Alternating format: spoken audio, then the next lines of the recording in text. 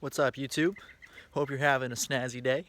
I want to talk to you today about not fucking up your life. Apologize for the language. Actually, I don't apologize for the language. It's a word. If you take it offensive, I don't know what to tell you. Maybe you should probably definitely explore that as to why you're offended. And just a quick thing. It's probably, if you check out my last or 2 videos ago about language, it's probably because someone else told you that you should take offense to it. So just a little FYI. So how to not fuck up your life and why people do fuck up their life.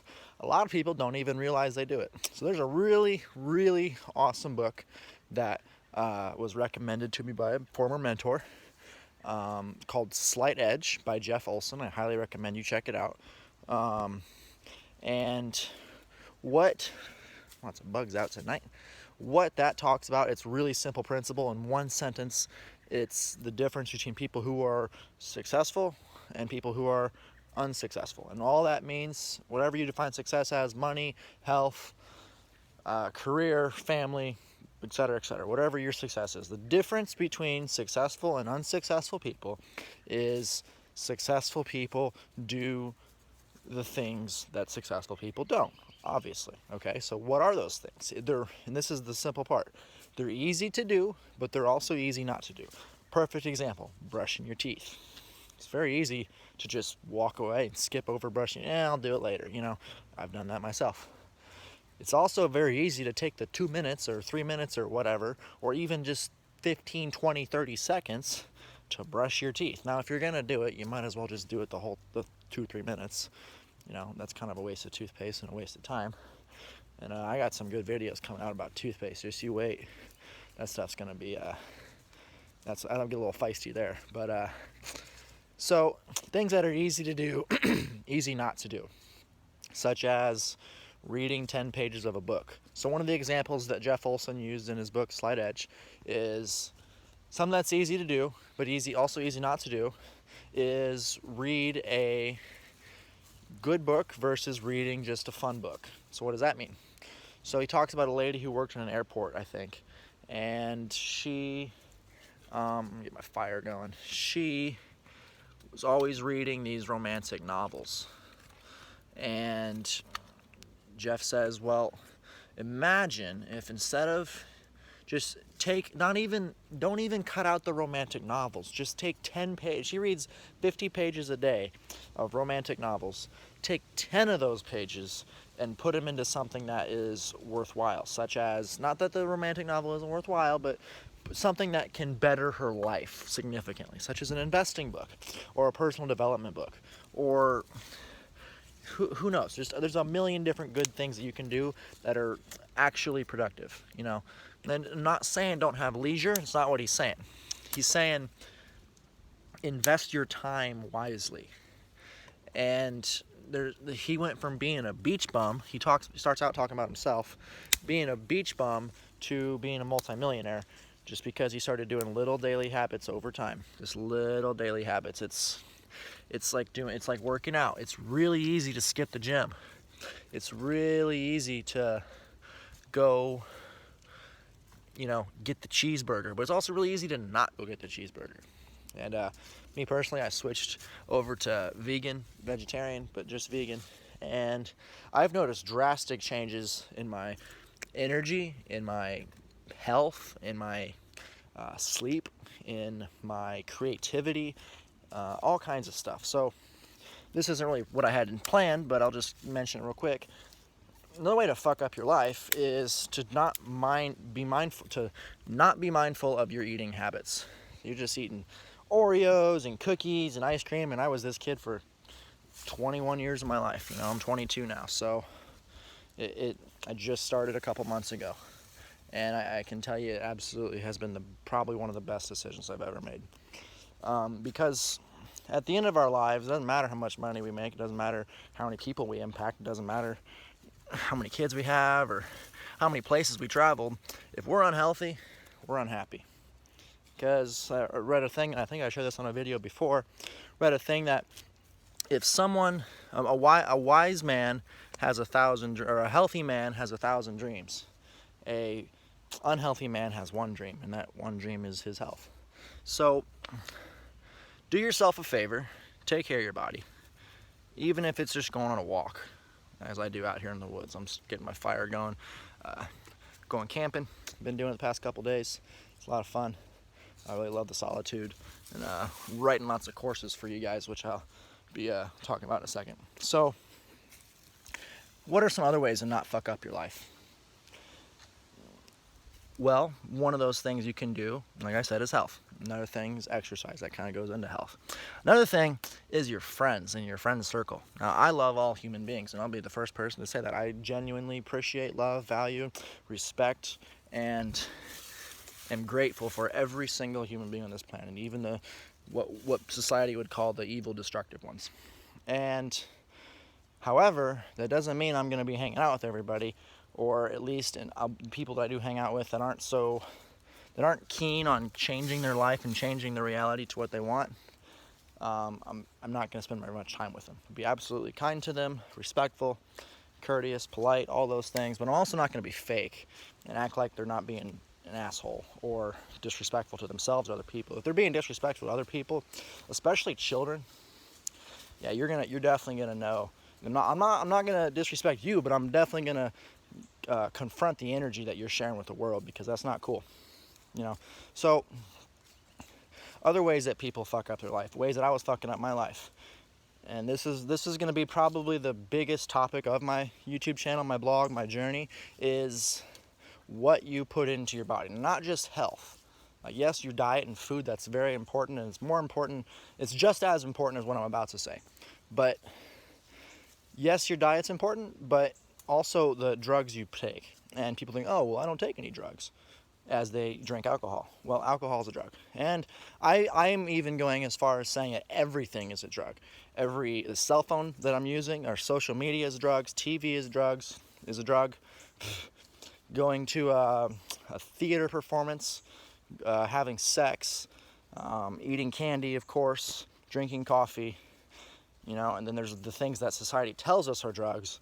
But I'm saying that having motivating conversations are drugs. Exercising, definitely a drug. Skydiving, I went and jumped out of a plane a couple years ago. That's is a good drug, so drugs are not bad. And then there's all kinds of people who take aspirin and Tylenol and all pharmaceuticals and all those poisons. And the reason I say poisons, I have not taken a pharmaceutical in about 5 years now. Overdosed on Tylenol when I was 17 on purpose. Didn't like my life. And I'm extremely grateful for how far I've come and that God kept me going. But I'll talk more about that in another video. So, one way that people fuck up their life is they're not aware of what they're putting into their body. It's not just their mouth or their veins or their lungs. It's your eyes and your ears and your skin, your lotion, your shampoo, your toothpaste, all kinds of those things. Everything affects your body differently. Everything changes your neurochemistry. We have over 50 neurotransmitters at any given moment that are firing and interacting with the world around us. And there's this tree in my face, and moving your muscles and all these things that allow you to perceive the world and interact with the world and breathe and all these things. Your brain is a series of drugs interacting with each other, and the world around you, this tree, this bush, no idea what it is, hope you're having a fabulous day though, is a drug. By touching it, the molecules of the leaves and the branches interact with my body and my skin. Same thing with, I'm walking barefoot right now on the ground, that affects it affects the skin on my feet. It also affects the pressure, all those variables. I don't want to spend too much time talking about that. You get the point. Everything, from my perspective, is a drug. Why is this important to living your best life or not fucking up your life? Well, here's the thing. Take Tylenol and cannabis, for example. We'll take these two drugs. One's a plant, one's a pill. Now, you can put cannabis in a pill, you can put cannabis in a brownie, you can put cannabis in a liquid and vaporize it. You can do all kinds of stuff with cannabis. I wouldn't recommend doing anything with Tylenol at all other than throwing it away and never touching it. But that's just my recommendation. For 5 years, I have not touched a pharmaceutical, not even an Advil. I've got my wisdom teeth taken out. They gave me Novocaine. That's literally it. So technically, that's a pharmaceutical, but I didn't really choose to do that. So, however, I allowed it, so technically I did choose it, taking responsibility. So, why is it important that you are aware of what you put in your body? Because the intention that goes into what was put into that drug, so the marijuana, let's go back to marijuana and a Tylenol, for example, the intention with which that drug was made, or that chemical was made, or those chemicals, makes all the difference. So you can have, I would go as far as to say is, I don't want to touch any drug that I don't know where it's made, or I don't trust the person who made it. Because if they're just pumping out pills for profit, those people can fuck off. Those people are assholes. They're killing lots of people. They're putting chemicals in our water, they're putting chemicals in this and that and whatever. And not that those people even know that they're doing harm. I mean, some people do know that they're doing harm, but a vast majority of people who are taking them, and if you take one, obviously it's not going to kill you, most likely. But, and I'm not saying that marijuana is any better because, well, it's better because it's natural in most cases, unless, you know, the growers spray with pesticides, or the people are just pushing that out for profit. I'm not saying profit's bad. Obviously, businesses need to survive with profit, but some businesses just need to go, which is the ones that are not sustainable long term. They're not actually solving the problem. So when cannabis is a good product, when it is a good drug to put in our bodies, it's used with a good intention, with understanding of how it interacts with not only how it is itself, but how it interacts with your specific body. And then, of course, what strain, what types, what dosages, all those things need to be calculated and figured out. And in the future, I'm going to be holding courses and coaching and programs and classes and et cetera, on exactly how to determine what and what amount is the best for you. Not just cannabis, for all kinds of substances, and you know what to avoid. My philosophy, and you know, you're obviously entitled to choose whatever you do. I'm sure this video is going to bother a few people, but that's all right. If I don't shake you up a little bit, then I'm not doing my job. So what you put into your body is important, but the biggest thing before, whether it's cannabis, Tylenol, doesn't matter if it's heroin, doesn't matter, I don't care what it is, the intention, the energy that is associated with that chemical makes all the difference, because human beings are resilient people. I'll tell you a lot of stories about people, including myself, who should have been dead a long time ago, and they're still kicking, and they've survived miraculous things. And you've probably heard lots of stories of people who there's no way they should have survived something, yet they did. So we're really resilient creatures, and I really believe that we each have a time in which when we die. I'll get that sentence wrong, but so what to do to not fuck your life up? Well, just slow down, breathe. You know, get your posture right. I've been saying this since the beginning. I'll keep saying it. Slow down, breathe, and just really get to know who you are. And it's not going to be perfect, and I mean, it could be if you really are able to control your energy. And if you do, I applaud you. I absolutely do, and I want to learn how you do that. I really do. I mean that sincerely. So slow down, breathe, get your posture good, and understand that every single thing, every molecule, every leaf, every drug, every piece of food, every blueberry, every shoe you put on, it all has a certain energy to it, all of it. And the people who created that added a certain, they did something to that to make sure that either A, you keep buying it, you keep buying it and it's not a good thing, or B, you keep buying it and it is a good thing. And the really cool thing, this is so simple. I don't understand why people don't do this, but I guess they don't open their eyes enough. The cool thing is if you create something sustainable and it's healthy long term, it works. It works great, and people buy it more. Whoa, who would have thought? 50, 60, 100 years ago, you could buy a refrigerator, it'd last 50 years. Now you buy a fridge, it maybe lasts 10. And I'm kind of exaggerating there, but you get the point. So, in conclusion, to not fuck your life up, do the easy things while they're small. The journey of 1,000 miles begins with a single step, says Lao Tzu.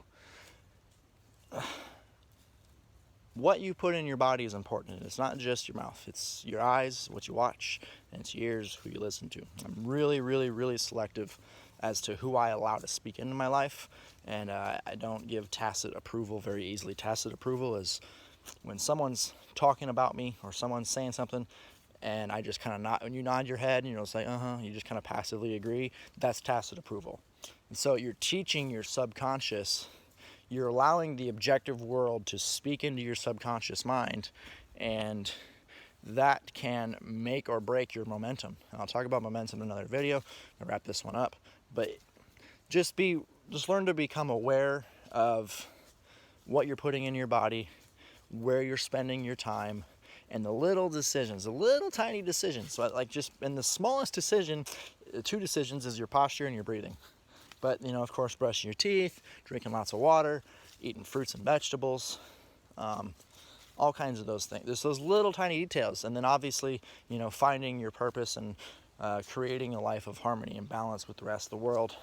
It's a lot easier than you think. It might seem overwhelming me saying all this, but it's a lot easier than you think. So I've got 3 different courses up on the website, on my blog, and you can find the link down in the description. 3 different courses, and I'm getting companies for vegan, eco-friendly, sustainable drop shipping set up as well. If that is something that you would find valuable working with me, I got synchronicity alignment to help you get into your flow state and really never make a wrong decision ever again. And I've got imaginative design. I've created that, where we will work on helping you manifest anything you want, good or bad. I mean, I'm not going to help you manifest bad things, but I'll teach you the rules, and you obviously have free will, so you can do with it as you wish. And then the third one is self-love discoveries. I would recommend taking that one before imagination, because if you don't love yourself, you're going to kind of be at a standstill with your the desires and dreams that you have. And my goal is to help you become self-reliant. I don't want to coach you forever. I don't want you to have to keep paying me forever. Of course, I'm making my living, and I want to add as much value as I possibly can, along with coaching you. I'll give you plenty of resources, books, and audio material recommended. That's all free. You can find on YouTube and PDFs and stuff like that. I'd be happy to send you things. But yeah, so if that's something that you'd find valuable, send me a message, send me an email at patiencebuildskindness@gmail.com. We can get a free phone call, or just a quick phone call, 15-20 minutes or whatever, get to know each other, and figure out what works best for you. If you've watched the end of the video, I really appreciate you. I hope you're having a wonderful day. I look forward to hearing from you, and yeah, make today wonderful. Whenever you're reading this, you did not see this by accident. So see you guys.